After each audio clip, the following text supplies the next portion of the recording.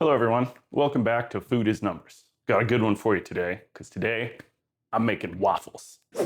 I'm making waffles. Waffles are a really great option whether you are cutting or bulking because the majority of the calories come from the toppings. You can put basically whatever you want on it. That's going to have a huge influence on the amount of calories you get in there. So for the first recipe, we're going to do a low calorie option that I'm just going to give you the nutritional information for the waffles themselves. What you put on them is up to you, but I would recommend things like low calorie syrup or a protein powder Greek yogurt sauce that I'm going to put on my waffles. So I'll show you how to make that as well.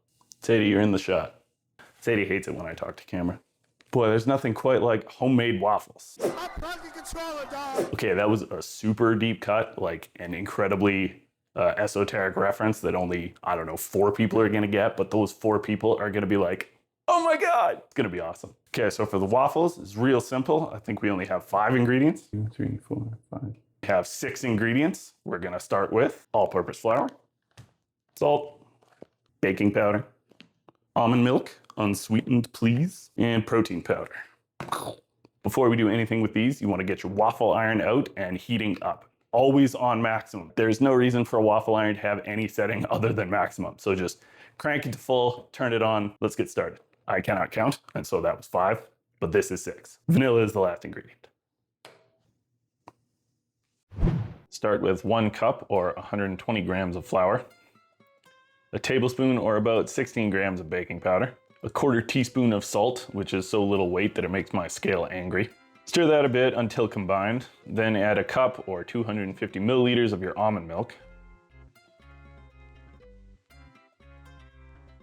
Next, you'll want about a teaspoon or 5 milliliters of vanilla. I'm not going to measure that out, of course, because...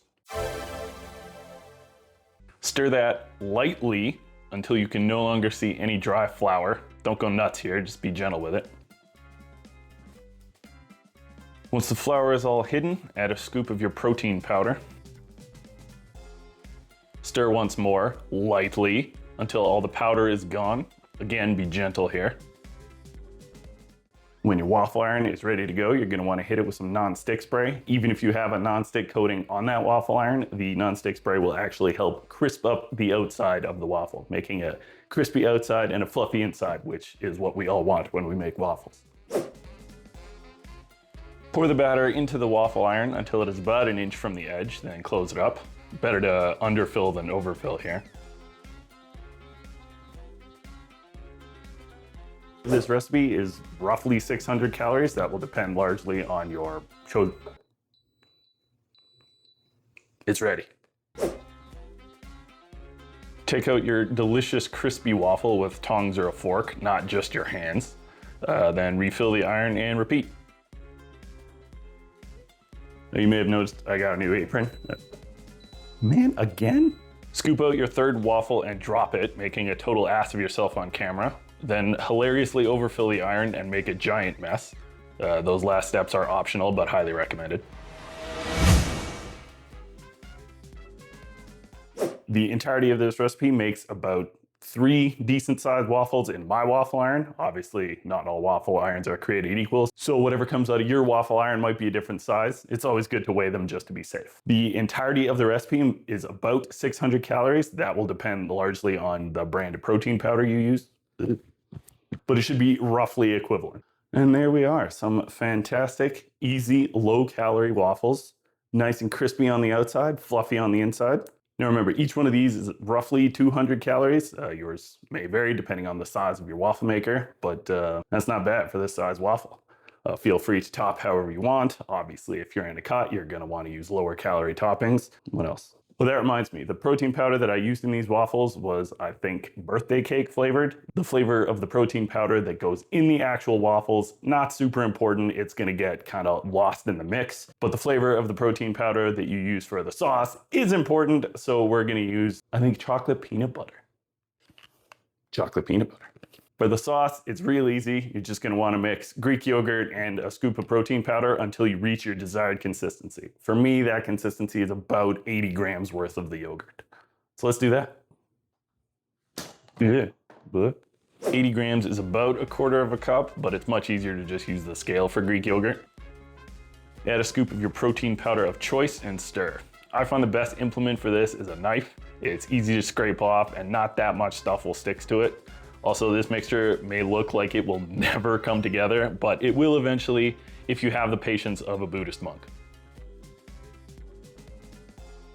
Mine ended up being a little bit too thick. My dry climate strikes again, so I added a touch of water just to loosen it up a bit. If you do this, be sure to stir gently so you don't splash it everywhere.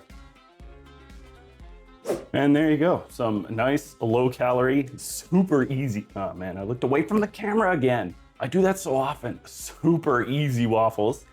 What did I say? 6 ingredients. Some good toppings for you include fruits. I like bananas and strawberries for this, although I don't happen to have any at this moment. Do you put syrup on every square of the waffle? Do you have like that OCD thing where every square has to have some syrup in it? I know I do. Now, while these waffles are incredibly delicious and super easy, coming up we have some slightly more complicated waffles that I think they're worth it. So stick around. Try those ones out. No, that's dumb. Make them. Do it. You'll never make another waffle in your life, I swear. I think that's good. That was good, wasn't it? Well, today promises to be even better. Today's waffles, while slightly more complicated, are also slightly higher calorie. They'll fit into your bulking diet much easier. And because we don't care about calories so much today, you can feel free to throw whatever toppings you want on there. I'll show you my favorites when we're done. But for now, we're gonna start with the dry ingredients. Flour, baking powder, salt, sugar, and that's it for the dry. What's that turning? You're also gonna want milk, whole this time, 2 egg whites, and some butter. Now, we're gonna do the dry ingredients first. We'll worry about the wet ingredients later. Start with 2 cups or 240 grams of flour. Add 4 teaspoons or 16 grams of baking powder. My math was off here, so I'll probably just edit this out. Add a teaspoon or 6 grams of salt and stir until it all comes together. Honestly, this is barely even necessary, so just give it a few spins and call it a day. Also, clean your counter. Once the dry ingredients are nice and combined, we'll set them aside. Now let's take care of the eggs. Once you have your whites separated in a bowl, we'll put them aside. Get yourself 2 tablespoons or 28 grams of butter. You're gonna wanna melt your butter, probably 10 seconds in the microwave, and a little bit of stirring will do it. Once your butter is melted, we'll put that aside. Now for the wet. Here I have 1 3/4 cups of milk. We used to live in a much more humid area, and it took 1.5 cups of milk to get the same batter consistency when we lived there. Now we live in a much drier area, and we've had to increase our milk to, like I said, about 1 3/4 cups. So when you were putting milk into the recipe, use 1.5 cups as your sort of a guideline, but depending on how the batter looks, you may want to adjust. You may need a little bit more milk if it is too dry. You may need a little bit more flour if it is too runny. So your mileage may vary. We also like to heat up the milk just a little bit because we're gonna put the butter in there, so you don't really want your nice melted butter going into the cold milk and re-solidifying. Okay, now that is warm-ish, gonna add our butter. Oh. Okay, now this is the part where things get a little tricky. We're gonna wanna whip the eggs for about 45 seconds using a hand mixer. We are then going to add the milk and the butter into the dry, stir that just a little bit. We don't need to mix it completely. Then we're gonna add our whipped egg whites into that same mixture, stir again until combined. Again, very gently. We're not trying to beat the hell out of it. We just want it integrated. And fold this gently. Just fold it in. Just fold it in.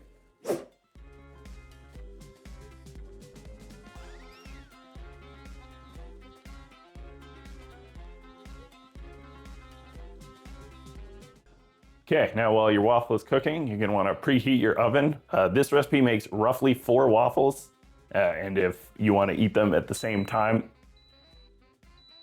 it does that every time. If you wanna eat them all at the same time with someone else, I suggest keeping them nice and toasty in the oven so that you can have them all at the same time. Set your oven to 275, and we'll get this guy out and throw it in the oven.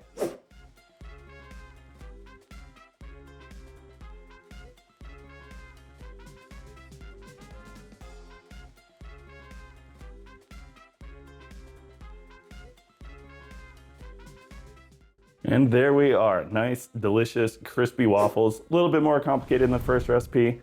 When we're going for a higher calorie bulking type option, your options are much less limited. So things like regular syrup or maple syrup, both great options. I'm gonna show you my favorite combination: strawberry sundae syrup and Nutella. These together are just absolute magic. Something to be aware of when you're making this recipe or any waffle recipe is that waffles are notoriously finicky. So any little difference in measurement can kind of make things look a little weird, but the waffles will probably turn out in the end. You just need to adjust based on your environment, the ingredients you use, whatever else. So take this recipe sort of as a guideline, try it out, see how it works for you. Maybe add a little more flour, a little less milk, whatever it ends up being. But I hope you give it a try and make some delicious waffles out of it. If you need to make any adjustments, let me know in the comments below what they are. Let me know what your favorite waffle toppings are. Would highly recommend this one right here. And yeah, waffles. I'm making waffles.